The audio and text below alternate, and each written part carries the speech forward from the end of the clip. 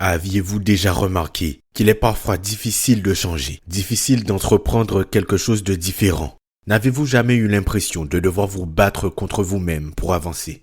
Dans l'épisode précédent, je vous ai dit mot pour mot, notre vie actuelle est le reflet ou plutôt la manifestation de nos habitudes. La vérité est que cette phrase n'est pas totalement vraie. Nos habitudes ne viennent pas de nulle part. Elles prennent leur essence au plus profond de nous, dans notre cerveau, dans nos pensées et plus précisément dans nos croyances.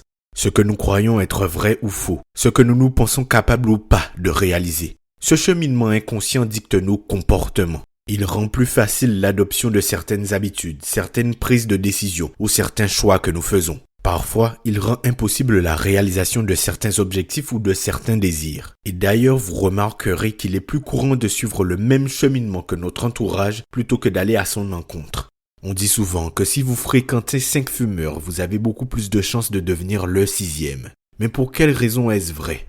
Sommes-nous juste des moutons sans libre arbitre? Non. Il s'agit d'influence. Notre entourage et le monde qui nous entoure nous influencent. Ils instaurent petit à petit en nous un schéma de ce qu'est la vie, ou plutôt la représentation de ce qu'elle est. C'est un travail long et silencieux. Ça se passe principalement dans l'inconscient. Le cerveau humain est très bien fait. Il est fait de telle sorte pour que vous puissiez vous adapter le plus rapidement possible à votre environnement, car il est très difficile et épuisant de devoir se battre sans cesse contre ce qui nous entoure. Vous savez, l'une des croyances les plus répandues est qu'il n'est pas possible de changer et que notre mode de fonctionnement est définitif. Nos croyances dictent nos vies. Lorsqu'elles sont aidantes, c'est super. Vous faites les choses sans forcer, sans même vous en rendre compte. Mais celles qui nous intéressent vraiment aujourd'hui, ce sont les croyances limitantes. Dans cet épisode, nous allons voir ensemble ce que sont des croyances limitantes, leur impact sur votre vie, comment les identifier et enfin, comment les contrer pour vous rendre la vie plus simple. Bonjour à toutes et à tous et bienvenue dans ce nouvel épisode du Mindset Show. Le Mindset Show, c'est votre rendez-vous quotidien pour booster votre énergie, vous inspirer et vous accompagner vers une meilleure version de vous-même. Tout au long de ce podcast, j'ai pour objectif de vous motiver, de vous inspirer et de vous accompagner dans la réalisation de vos objectifs. Je suis Jordan, mentor et mindset coach et c'est un grand plaisir pour moi de vous faire cet épisode. N'oubliez pas de vous abonner à mon podcast et à laisser une note de 5 étoiles car c'est très important pour leur référencement. Ça permet au podcast de toucher plus de personnes et par la même occasion d'aider plus de personnes. Je vous remercie d'avance. Avant d'entrer dans le vif du sujet, j'aimerais que vous preniez un instant pour réfléchir à cette question. Et si tout pouvait vraiment changer? Si je vous disais que vos croyances limitantes ne sont pas une fatalité, mais simplement des pensées que nous pouvons déconstruire, remodeler et remplacer par des croyances puissantes, motivantes et alignées avec vos objectifs. Imaginez un instant, une vie où vous êtes libéré de ces chaînes invisibles, une vie où vous osez enfin passer à l'action sans ce poids constant de la peur et du doute. Une vie où vos pensées deviennent vos alliés les plus puissantes et non vos ennemis.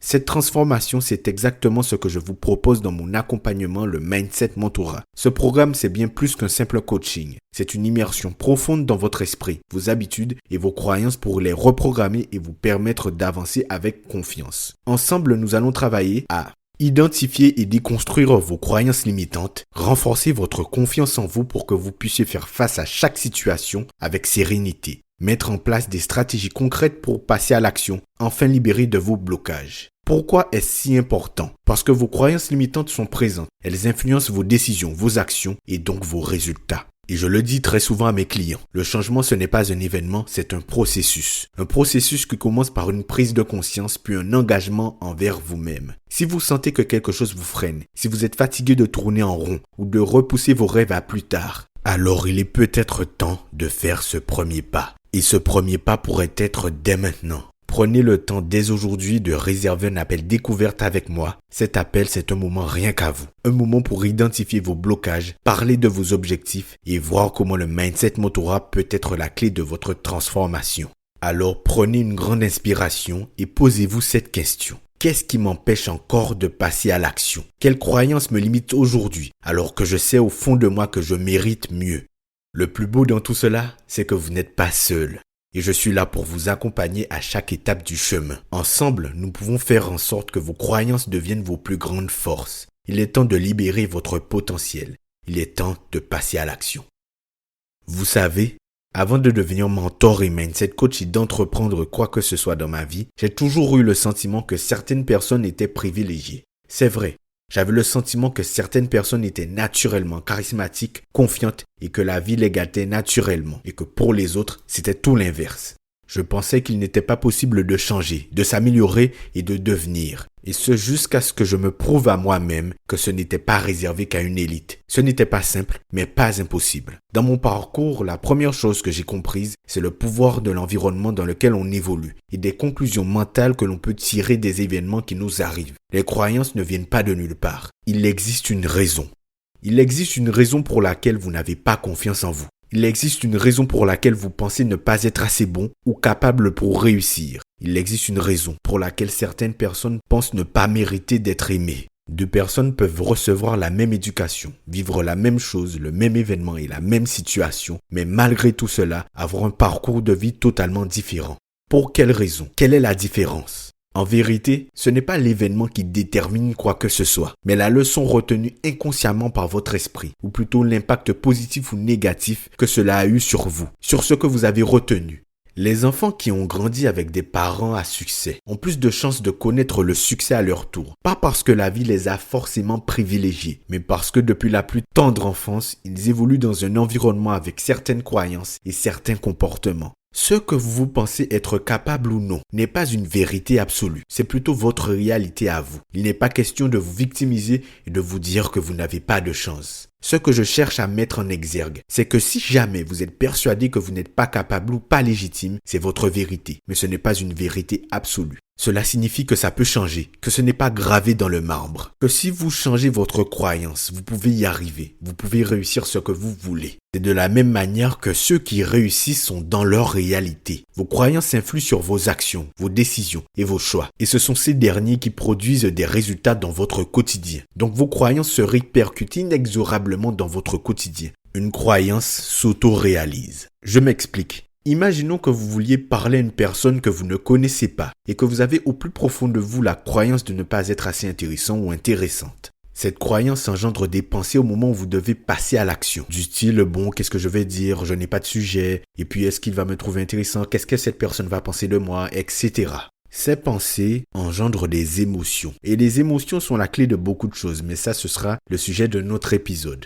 Et vous arrivez au moment où vous devez passer à l'action. Passez à l'action avec des émotions très fortes, très négatives. Vous êtes donc fébrile, vous dégagez une énergie de peur, de crainte. Et vous arrivez au moment où vous devez discuter avec cette personne et c'est une expérience. Maintenant, j'ai une question à vous poser. Si vos actions sont dirigées par des pensées négatives, par une croyance qui vous fait penser que vous n'êtes pas légitime, pas assez capable, quels sont les résultats que vous allez obtenir ? Donc, vous vivez votre expérience qui probablement s'est mal passée ou que vous avez mal vécu et cela vient renforcer votre croyance. Donc, elle prend plus de poids. Et si vous ne la confrontez jamais, vous vous retrouverez sans cesse dans ce que l'on appelle un cercle vicieux. Une vie que vous ne voulez pas, mais qui se perpétue, car tout commence dans votre esprit. Si vos actions, vos choix, vos décisions sont dirigées ou influencées par des croyances comme « je ne suis pas capable »,« je ne suis pas assez »,« je ne le mérite pas », d'après vous, qu'allez-vous attirer dans votre vie?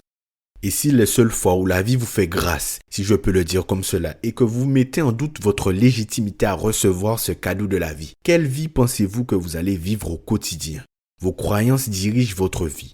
Elles ont le pouvoir de la rendre radieuse comme de la rendre abominable. Une croyance limitante est un état d'esprit ou une croyance à votre sujet qui vous freine d'une manière ou d'une autre. Ces croyances sont très souvent de fausses idées que vous vous faites sur vous-même et qui peuvent entraîner un certain nombre de conséquences néfastes. Les croyances limitantes s'expliquent par un certain nombre de facteurs, mais ont toutes la même origine.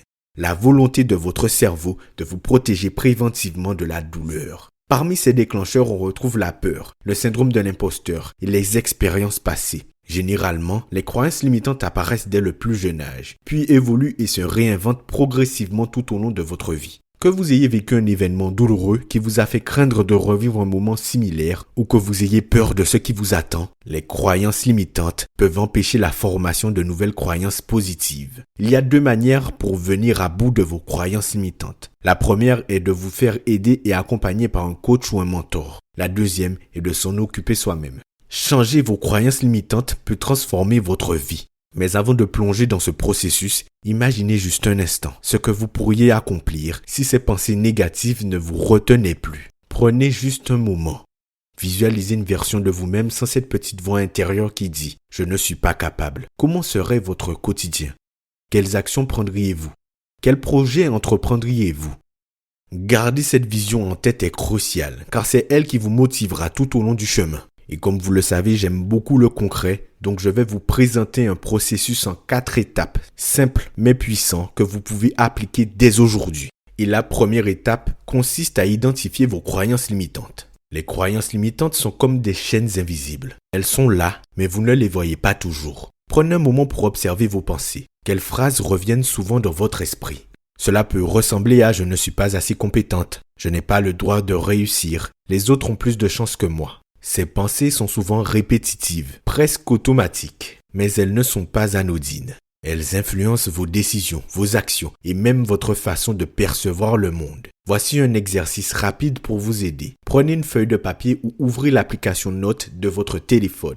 Notez toutes les pensées qui vous traversent l'esprit lorsque vous pensez à un objectif ou un rêve que vous n'avez pas encore atteint. Ne jugez pas ces pensées, écrivez-les simplement. C'est une étape essentielle car ce que vous ne nommez pas reste dans l'ombre. Une fois que vous mettez la lumière sur ces croyances, vous reprenez le contrôle. Pendant que vous réfléchissez à ces croyances, laissez-moi vous raconter une anecdote. Savez-vous qu'en moyenne, 70% de nos pensées quotidiennes sont répétitives et parmi elles, une grande partie est négative ou limitante. Imaginez si vous laissez ces pensées tourner en boucle. Vous vous construisez une prison mentale sans même vous en rendre compte. Mais la bonne nouvelle, c'est que vous avez le pouvoir de changer cela. Et tout commence par une simple question. D'où viennent ces croyances? Vous avez tapé dans le mille, la deuxième étape consiste à interroger vos croyances. Une fois que vos croyances sont identifiées, il est temps de jouer les enquêteurs. Demandez-vous, d'où vient cette croyance? Est-ce une vérité absolue ou simplement mon interprétation? Ai-je des preuves concrètes qui la confirment ou est-ce une peur irrationnelle? Voici un exemple concret. Imaginons que vous pensez « je ne suis pas fait pour parler en public ». Est-ce vrai ou est-ce simplement parce qu'un jour vous avez bafouillé devant une classe en primaire? Très souvent, nos croyances sont basées sur une seule expérience ou sur les paroles de quelqu'un d'autre. L'histoire de Marie, une ancienne cliente, illustre bien cela. Marie voulait lancer son entreprise, mais se sentait paralysée par la peur de l'échec. En analysant ses croyances, elle a découvert que ses doutes venaient d'un professeur qui lui avait dit un jour qu'elle n'était pas assez ambitieuse. Cette phrase l'avait marquée et influençait encore ses décisions des années plus tard. Et vous? Quelle est cette phrase, cet événement ou cette remarque qui a peut-être semé la graine d'une croyance limitante dans votre esprit? En interrogeant vos croyances, vous découvrirez que beaucoup d'entre elles ne reposent sur rien de solide. C'est un moment puissant car il ouvre la porte de la transformation. Une fois que vous savez que vos chaînes sont imaginaires, vous pouvez commencer à les briser. Et la troisième étape consiste à redéfinir vos croyances. C'est ici que la magie opère. Prenez chaque croyance limitante et transformez-la en une croyance aidante. Par exemple, le « je ne suis pas assez compétent » devient « je suis en apprentissage et chaque jour je progresse ». Le « je n'ai pas de chance » devient « je crée mes opportunités à travers mes actions ». Mais attention, je préfère vous mettre en garde. Cela ne suffit pas de le dire une fois. Ces nouvelles croyances doivent être répétées encore et encore comme un mantra. Le cerveau est comme un muscle. Plus vous pratiquez, plus il adopte vos nouvelles pensées comme des vérités. Un exercice pratique pour vous aider. Chaque matin, prenez 5 minutes pour écrire vos nouvelles croyances et les répéter à haute voix. C'est un petit rituel qui peut avoir un impact non négligeable sur votre mental. À ce stade, vous avez redéfini vos croyances. Mais comment les rendre réelles? C'est simple, en passant à l'action. Parce qu'une croyance, aussi positive soit-elle, reste théorique tant qu'elle n'est pas mise à l'épreuve. La quatrième étape consiste à passer à l'action. Imaginez que vous pensez « je ne suis pas bon en communication ». Une fois que vous avez remplacé cette croyance par « je peux apprendre à m'exprimer clairement », passez à l'action. Peut-être en participant à une réunion ou en partageant une idée sur un sujet qui vous tient à cœur. Chaque petite victoire prouve à votre esprit que votre nouvelle croyance est valide. Et plus vous accumulez ces victoires, plus vous renforcez cette nouvelle version de vous-même. Marie, par exemple, a commencé par suivre mon accompagnement, puis elle a partagé ses idées avec des amis. Aujourd'hui, elle gère une entreprise florissante. Mais tout a commencé par une simple décision, passer à l'action. Et maintenant, j'ai une question essentielle pour vous. Quelle est la première action, même minuscule, que vous pourriez entreprendre aujourd'hui pour défier une de vos croyances limitantes? Nelson Mandela disait Je ne perds jamais, soit je gagne, soit j'apprends. Et si vous adoptiez cette philosophie, vous n'avez absolument rien à perdre en remettant en question vos croyances limitantes. Bien au contraire, vous avez tout à y gagner. Le changement ne se fait pas en un jour. C'est un processus, mais chaque petit pas compte. Prenez le temps, dès aujourd'hui, de réfléchir à vos croyances, de les interroger et de les transformer. Et si vous avez besoin d'un guide, je suis là pour vous accompagner à travers le Mindset Mentorat. Ensemble, nous irons plus loin pour transformer votre mental et votre réalité. Je vous remercie d'avoir écouté cet épisode du Mindset Show. Si cet épisode vous a inspiré, partagez-le autour de vous et laissez une note de 5 étoiles. C'était Jordan pour vous servir. On se dit à dimanche prochain pour le prochain épisode du Mindset Show. Salut!